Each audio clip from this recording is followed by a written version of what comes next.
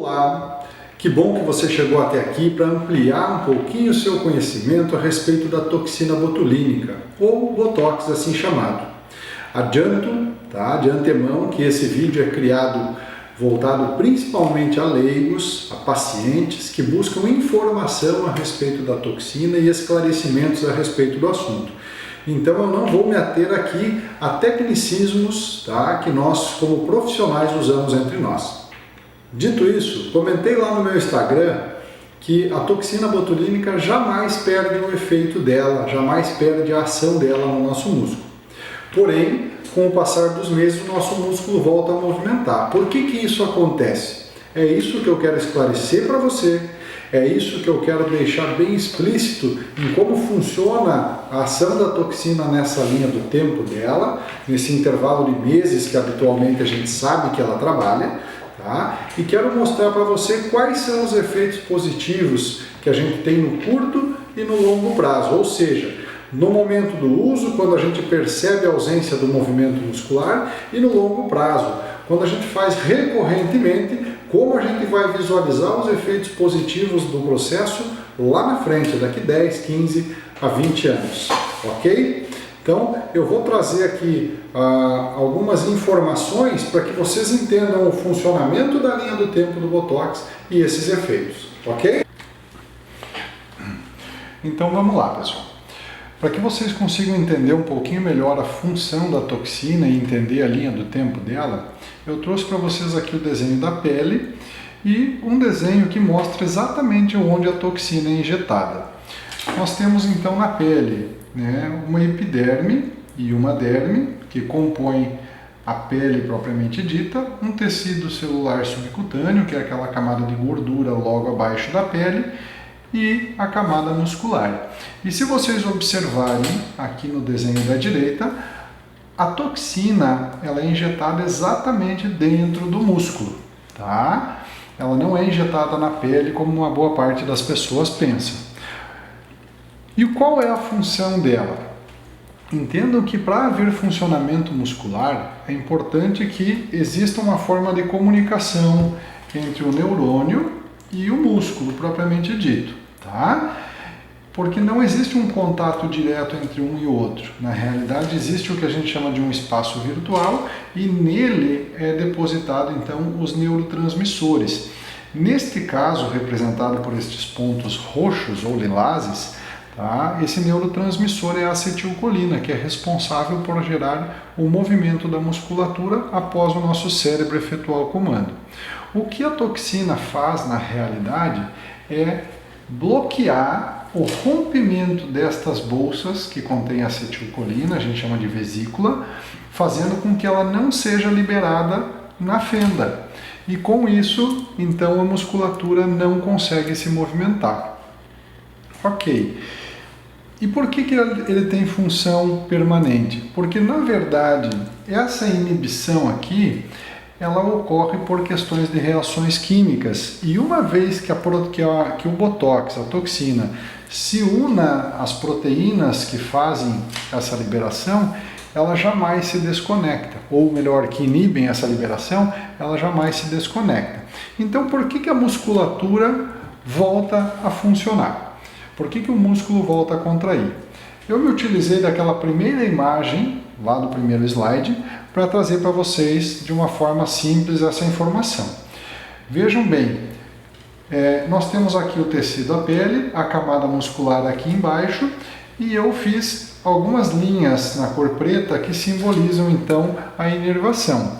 Porque entendam o seguinte, aqueles neurônios que nós vimos no slide anterior, ele está ampliado em tamanho, então a gente está vendo ele com uma percepção diferente.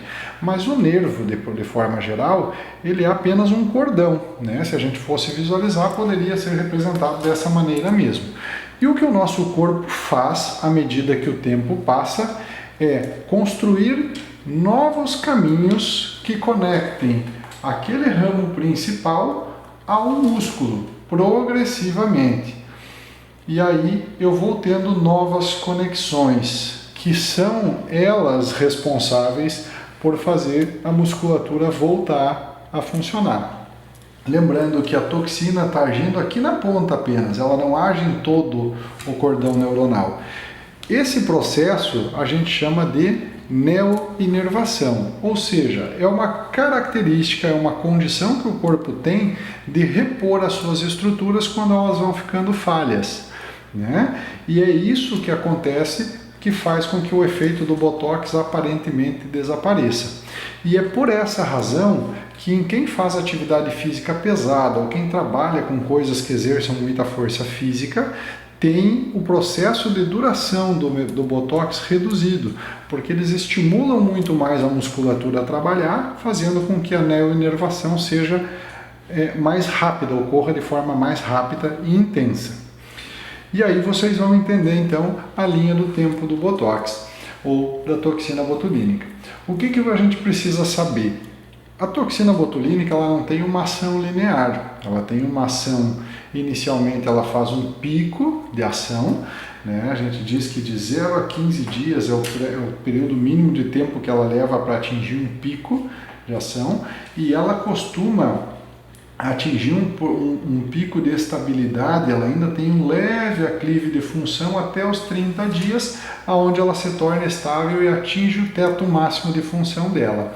De 30 dias para frente, ela já começa a declinar, porque o nosso corpo já começa a produzir novas terminações nervosas, inicialmente de forma bastante lenta, tá? Sendo que até 90 dias aproximadamente do dia da aplicação, nós temos um bom efeito da toxina, né? E depois desses 90 dias ela começa a ter uma descida um pouco mais rápida no seu efeito, sendo que depois de 120 dias esse tempo acaba então ficando ainda mais breve em relação àquele período estimado de 6 meses.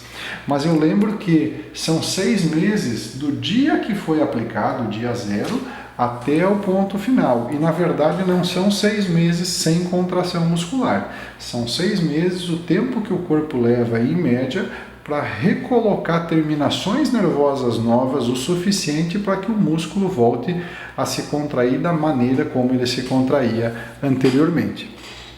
Então, pessoal, é importante que a gente entenda que a toxina botulínica, ou Botox, como a gente chama habitualmente, não tem um efeito contínuo e estável durante todo esse tempo. E é importante que a gente entenda também que não é porque o músculo não está movimentando e que os nossos olhos não enxergam ele se movimentar, que o nosso cérebro não esteja comandando o músculo, né? Porque é exatamente o comando recorrente, mesmo que sem movimento, que vai estimular esse processo neoinervatório que eu comentei antes. Dito isso, e entendido toda essa parte inicial, vamos entender então os efeitos do Botox. Primeiro, o Botox ele tem a função de inibir a contração muscular ou suavizar a força muscular, fazendo com que todo aquele músculo que tem adesão direta à pele perca a sua aparente função e com isso a gente também não tem a visualização das marcas desse movimento na superfície da pele. Então, o efeito imediato primário do Botox é associado àquelas rugas que nós temos que a gente chama de dinâmica, que são associadas à movimentação da nossa pele, né? E é esse o efeito que tem uma durabilidade limitada a um espaço de 4 a 6 meses, como a gente fala recorrentemente. Entretanto, quando a gente pensa no longo prazo, a gente tem que entender que esse efeito ele é cumulativo e ele jamais desaparecerá, uma vez que basta a gente imaginar como seria a nossa vida sem nunca termos aplicado o Botox antes e como é a nossa vida após algumas aplicações. Quer dizer, aquele tempo que eu me dediquei a cuidar da minha aparência, ele não se perde. Na verdade, ele vai manter-se existente perpetuamente, me dando daqui a alguns anos a percepção de que existiu alguns cuidados. Se a gente tirar isso da pele e colocar isso numa outra rotina, numa outra aplicação, é fácil da gente entender, né? Vamos pensar que a gente cuidou da nossa saúde dos 20 anos em diante. Quando a gente chega aos 70 anos, não é pelos cuidados que a gente está tendo naquele momento que a gente tem aquela condição de saúde, é pelos cuidados que a gente teve todos os outros anos antes, que acumuladamente geraram aquele efeito aos 70 anos.